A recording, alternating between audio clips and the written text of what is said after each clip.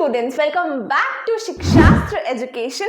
I am Lisha Thakur and I hope that you all are doing wonderfully well. सब अच्छे होंगे, healthy होंगे, अच्छे से पढ़ाई कर रहे होंगे एंड जितनी भी आपको जो डाउट्स है ना, जितना भी स्ट्रेस, टेंशन, प्रेशर है ना एग्जाम्स का और पढ़ाई का, आई होप कि हमारी शिक्षास्त्र की टीम आ चुकी है एंड हम आपका सारा का सारा ये स्ट्रेस, टेंशन, प्रेशर को खत्म कर देंगे विथ द वीडियो लेक्चर्स जिसमें सब कुछ कवर होगा, topic by topic, chapter by chapter of every subject. तो मेक श्योर कि आप तुरंत शिक्षास्त्र एजुकेशन को सब्सक्राइब कर लें and do not forget to press the bell icon, because जब आप बेल आइकन दबाएंगे तब आपको सारे के सारे चैप्टर्स के सारे टॉपिक्स के नोटिफिकेशंस मिलते रहेंगे एंड आप सबसे पहले आके उन सबको सीख के एकदम smart topper, you know, the cool person of the class बन पाएंगे।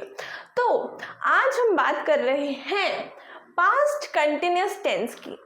पास्ट जो हो गया, बीत गया, भूतकाल।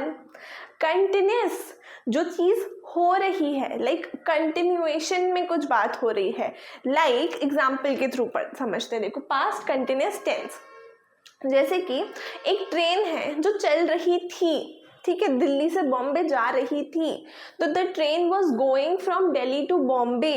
तो गोइंग, हाँ दिल्ली टू बॉम्बे बोला ना मैंने, दिल्ली टू मुंबई बोल दो, बॉम्बे बोल दो, it's all the same, okay, ठीक है, नाम में क्या रखा है, what's in a name, Shakespeare ने भी कहा है। तो एनीवेज, तो दिल्ली से बॉम्बे जा रही है ट्रेन, तो the train was going from Delhi to Bombay. Was क्योंकि जा रही थी, पास्ट की बात हो रही है। अच्छा, अब जैसे मेरी मम्मी ने कल मेरे को डांट दिया कि तुम लिशा अच्छे से यार पढ़ाई नहीं कर रही हो, ठीक है, तो अगर ऐसा मुझे बोला मम्मी ने, फिर मैं उसके बाद पढ़ने बैठ गई, तो I was studying yesterday I was studying yesterday. तो कब पढ़ रही थी मैं? कल पढ़ रही थी। आई स्टडीड फॉर 2 hours, ठीक है, येस्टरडे। कब पढ़ा मैंने? कल पढ़ा था। येस्टरडे बीता हुआ कल, ठीक है, सिंपल बात है, जो चीज़ हो रही है। अब जो हो रही है ना उसका ड्यूरेशन होता है।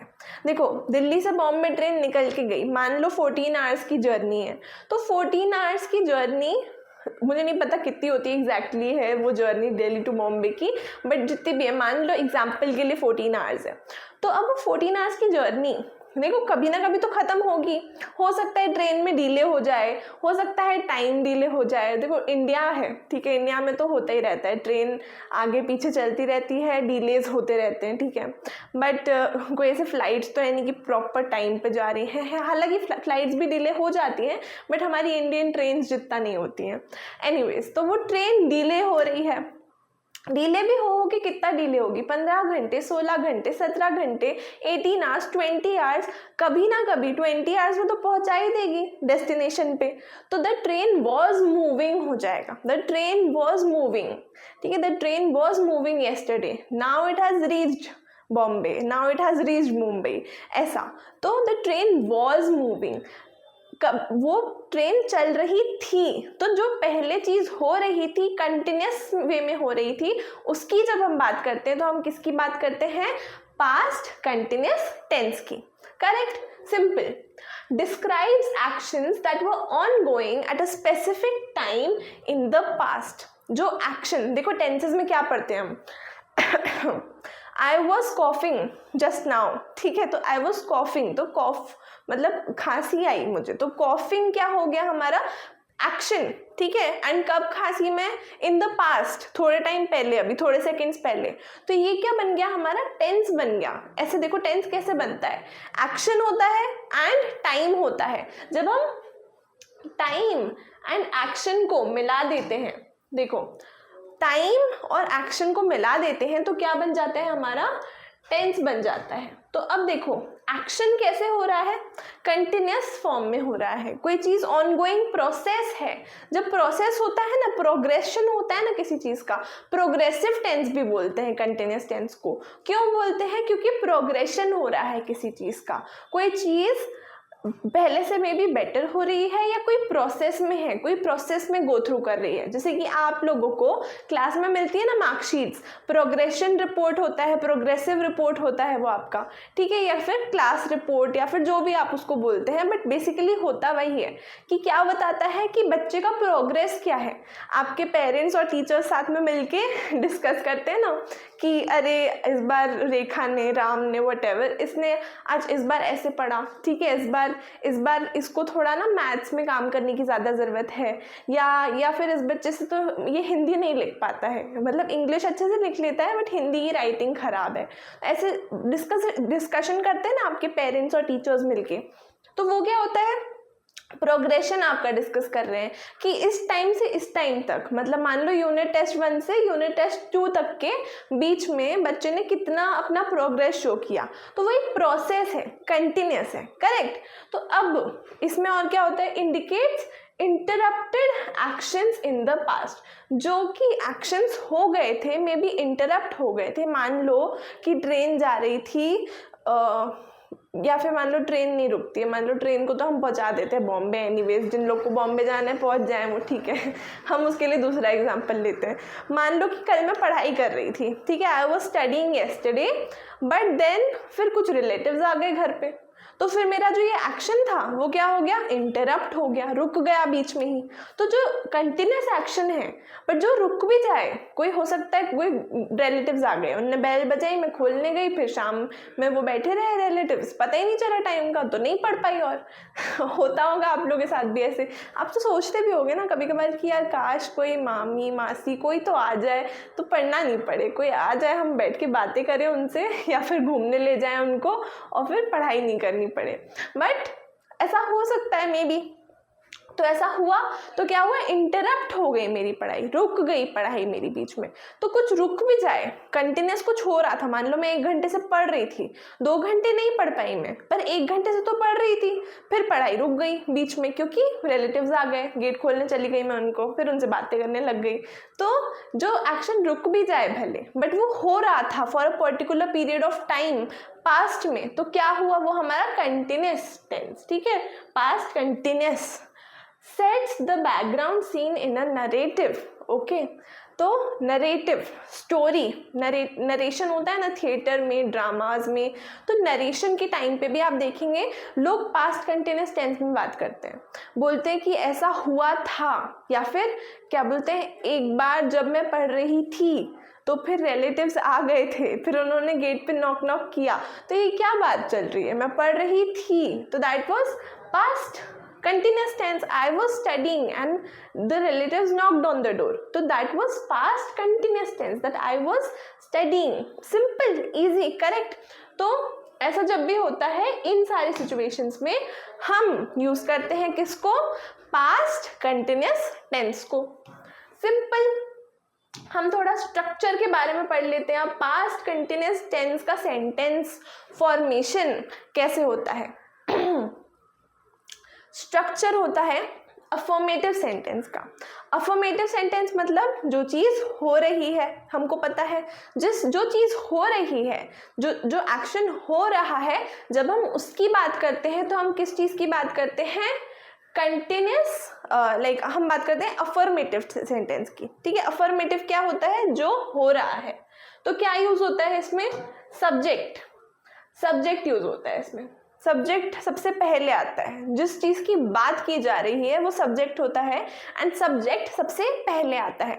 सब्जेक्ट क्या, मान लो कि आई, ठीक है, आई बोला मैंने, अब मैं लगाऊंगी वॉज, आई वॉज, ठीक है, एक इंसान हूं मैं, आई है तो क्या यूज हो गया, वॉज।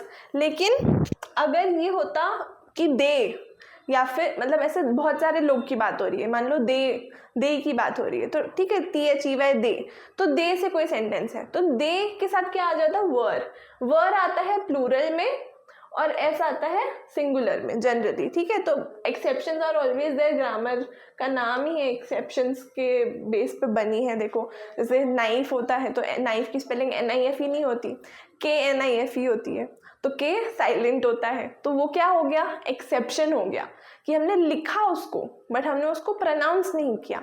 ऐसे ही ग्रामर में भी बहुत एक्सेप्शंस होते हैं, हम आगे एग्जाम्पल्स के थ्रू पढ़ेंगे इसको, ठीक है। तो नो वरीज, ठीक है, टेंशन की बात नहीं है कोई।